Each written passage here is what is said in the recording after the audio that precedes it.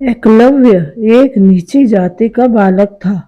वह अपने माता पिता के साथ जंगल में रहता था।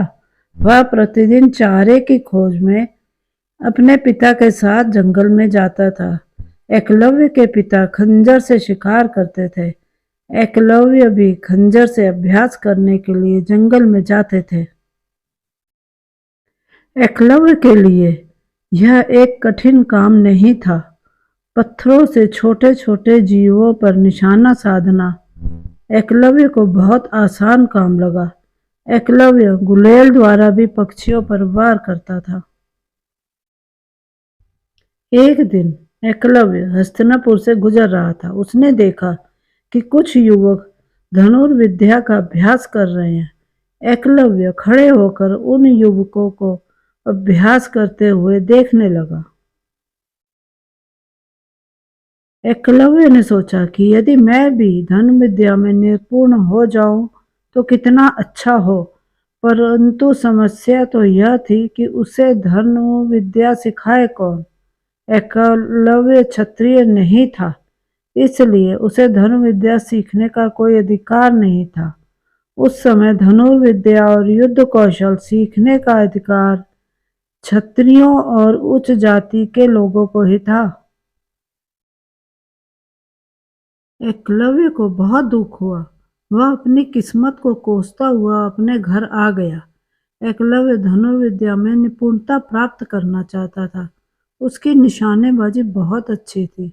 उसने एक खरगोश पर निशाना साधकर उसको भी एक ही वार में ढेर कर दिया था। उसने गुलेल के एक ही वार में कबूतर के जोड़े को ढेर कर दिया था। एकलव्य अपने मन में सोचने लगा कि यदि मैं धनुर्विद्या में निपुण हो जाऊं तो मैं हिरण आदि पशुओं को आसानी से शिकार बना सकता हूँ। धनुर्विद्या की शिक्षा ग्रहण करने में सचमुच मेरी जाति बाधक है। एकलव्य जब भी हस्तिनापुर जाता तब धनुर्विद्या सीखते हुए युवकों को बड़े ही ध्यान से देखता। एकलव्य ने शीघ्र ही धनुष बनाना सीख लिया और धीरे धीरे कुछ बाण भी इकट्ठे कर लिए।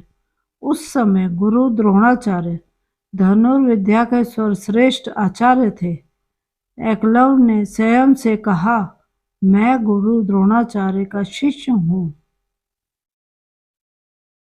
एकलव्य ने द्रोणाचार्य की मिट्टी की मूर्ति बनाकर एक पेड़ के नीचे रख दी। एकलव्य ने गुरु द्रोणाचार्य की मिट्टी की मूर्ति को प्रणाम करके धनुर्विद्या का अभ्यास करना प्रारंभ कर दिया।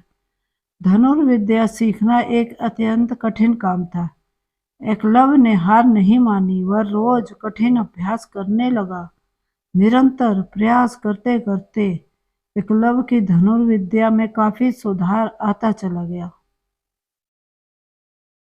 अपने परिश्रम और प्रयास से एक दिन एकलव्य धनुर्विद्या में निपुण हो गया।